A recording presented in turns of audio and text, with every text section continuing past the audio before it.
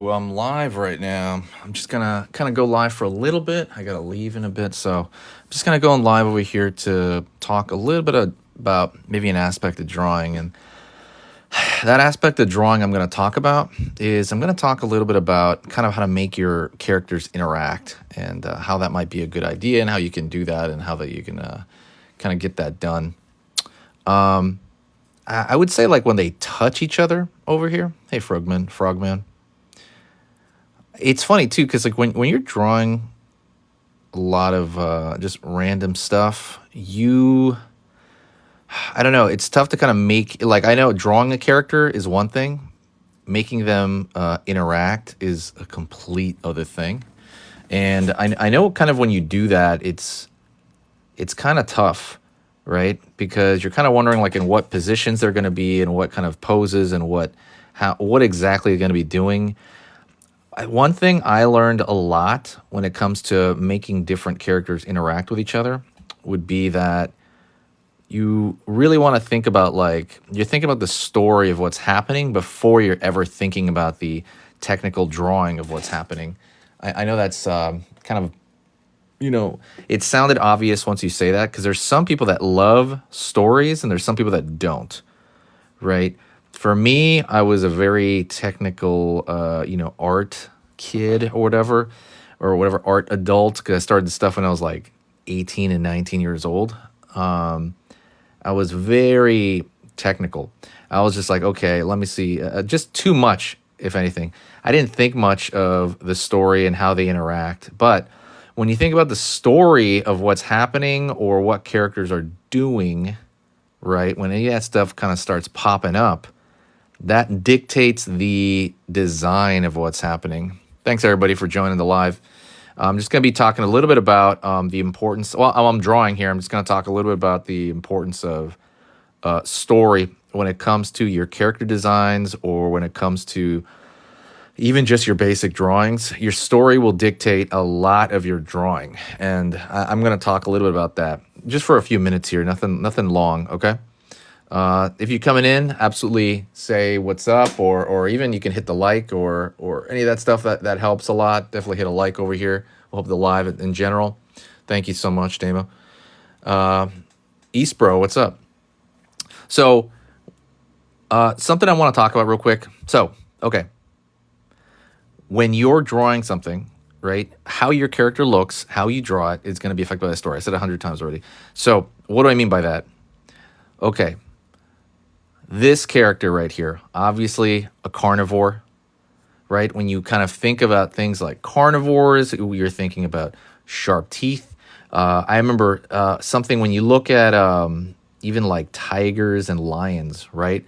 They tend to have certain things that make them more obviously carnivores. So maybe other than the sharp teeth, they have so I'll give you here's a good one, and this is one they do in Real Evolution, right? So in Real Evolution and stuff like that, predators tend to have binocular vision. So what do you think that is, right? I think, is that obvious? You can focus, and your distance management and your judgment about how far something is and how close something is a lot better when you're a predator, right? That's going to come across how in your drawings. How's that going to come across? That's going to come across because the eyes are not going to be more to the side of your head. They're going to be slightly closer to the front of your head, enough for you to kind of do that binocular vision. Even something when you look at like T-Rex and dinosaurs, right? This isn't a T-Rex, but this is another theropod. He's going to be looking he has the ability to look forward, right? Instead of having his eye over here totally on the right side of his head. His eye is a little bit closer to the front so that he can see something, right? That's a predator type thing. And you're going to see that a lot. But then when you look at something like a prey animal, that's going to dictate something. So if you think of something like a cow, right? Sometimes they got the eyes more on the side of their head. Or if you look at like a deer, not always, but a lot of them, they're kind of more like, boom. They look very like just sitting there kind of like, huh? It's almost like their vision's a little bit more out to the right. And that is usually to survey, right? To kind of see if something's going to show up to hurt them, to kind of hunt them. And that'll come across in your whatever it is, your kaiju designs, your dragon designs, or anything like that. Any sort of animal thing, that is something that you actively think about. So just kind of a little thing on that. As far as story goes, if I'm gonna go over to, let me see, I might switch pages here just to kind of like, give you some variety in what I'm doing here. If you look at someone like Godzilla, right? Obviously, he's created from a bunch of different stuff.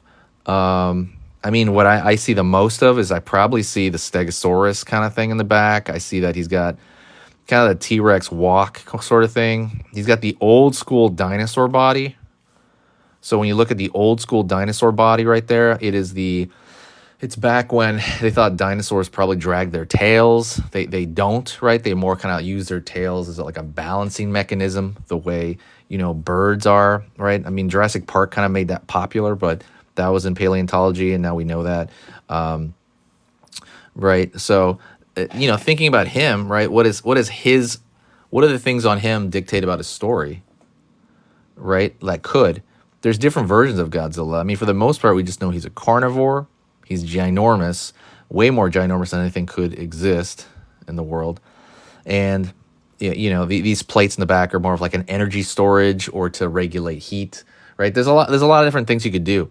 And when you're doing this stuff with characters, it starts to make your characters more believable, but it also starts to kind of like, I don't know how to say it, like you're putting more details into it because you have this backstory in your mind. Even if you don't like say it that much, you're starting to put these more details in your drawing, and it comes off like an actual story. It just makes the quality of the stuff that you do better. I don't know if that even makes sense. Hopefully that does, but that concept took me so long to understand, really, that your ability to do this sort of thing will dictate your entire art career, to be honest. Like how good you are at telling stories in your mind and how into it you are, That's something that I never really had, and I still work on now. I still work on that now here and there. I just kind of lets it go because sometimes it just feels silly, right? You want to be like a nerd when it comes to your own fantasy world. And when you do that, it's good. But coupled with, right, an actual skill level to kind of do things. So that's just something else as well. I'm going to teach you one technical thing now. That's like story. Let me teach you something technical here about drawing that I think is primarily important. Let's go to, I'm going to switch pages here, and then I'm going to go over this really quick. Say hi, by the way, in the comments section. I don't know if somebody said hi already. Say, hey, what's up? How's it going? Definitely hit the like button if you can. Helps the channel out entirely. Let me see. Let me go over here to another page. I'll teach you one technical thing here. Okay. Let's go over...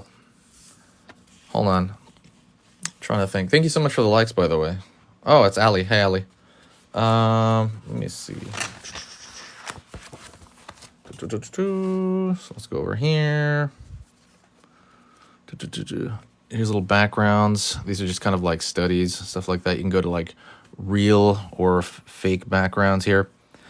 This is two, what do you call it? This is two values, right? There's 2 value, 3 value, and more, right?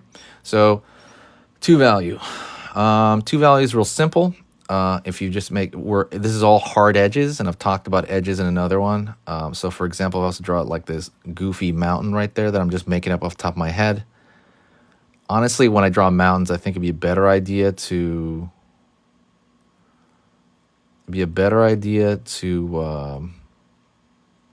actually look at reference, honestly, but I'm just doing this off the top of my head.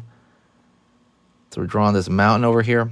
By the way, if you have an issue with backgrounds, let me know. I know everybody hates drawing backgrounds. I don't know why. I think they're pretty fun, although it's kind of my thing too. So we have this background right here, but it's easy because it's rocks, right? So anything like that is very simple. And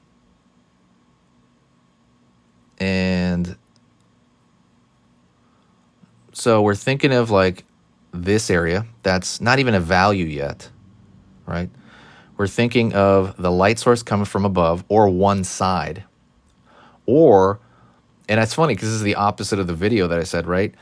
In this case, when you make something darker, it actually goes backwards, right? Because I had a whole video that went pretty, that did very well a few days ago. And I talk about if you make something darker, it comes forward in your eye, but not always. And I said that, I said, sometimes it goes backward.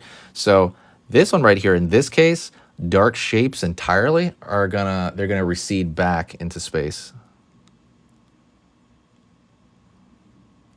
So this one with something like this, you want to create a silhouette back here. We're gonna fill that in. And this pen I picked is too thin. Sorry about that. This pen I picked back here is way too thin.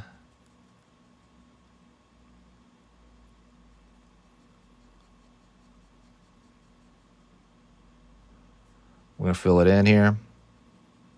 So let's just say about here. Anything we fill in back there, we can throw silhouettes, and that's gonna recede back in this case. And the lightest part is gonna come forward. So we have this right here. We have our like vague silhouette. I actually wanted to draw like a tree out here.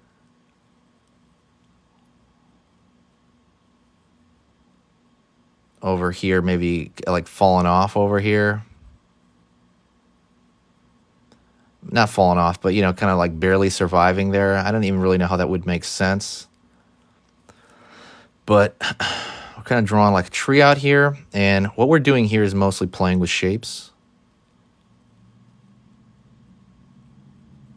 It's kind of playing with shapes. And this is why I said like reference is a good idea, because you can make it believable. But we have that, and all that is like two values. And we could probably throw on... There's kind of a mismatch right here. I think it needs to be more balanced. So I would throw... So there's a lot of...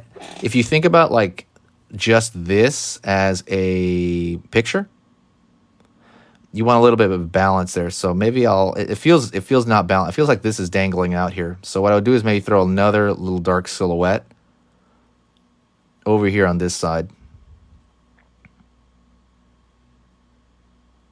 Around here.